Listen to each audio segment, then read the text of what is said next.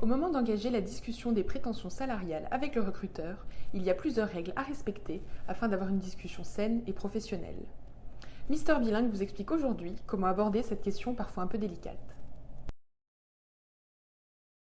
En général, le recruteur abordera cette question en fin d'entretien.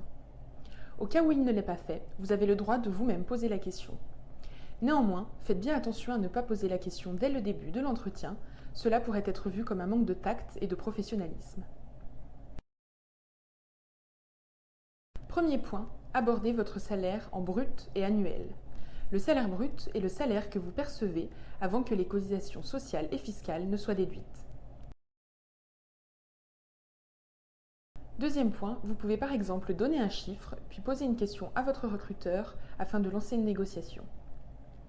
Vous pouvez par exemple dire « Mes prétentions salariales sont de 30 000 € brut annuels, qu'en pensez-vous » Cela vous permettra ainsi de négocier de façon saine et professionnelle.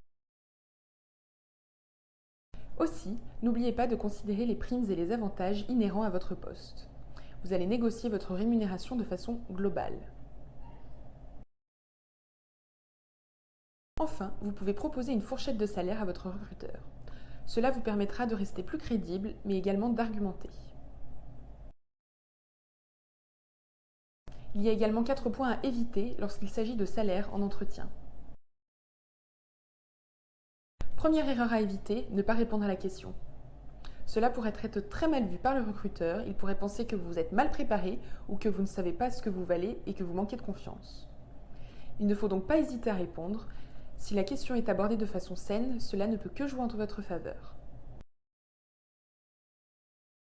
Aussi, évitez de renvoyer la question en demandant combien l'entreprise propose. Vous n'êtes pas en train de jouer au jeu du chat et de la souris avec votre futur employeur.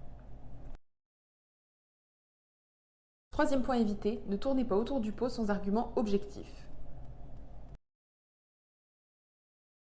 Dernier point, évitez de négocier comme un marchand de tapis.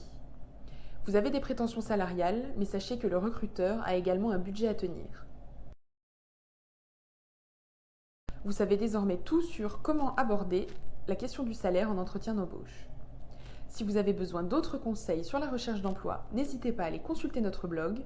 Et si vous êtes toujours à la recherche de l'emploi de vos rêves, n'hésitez pas à aller consulter nos offres pour bilingues et multilingues.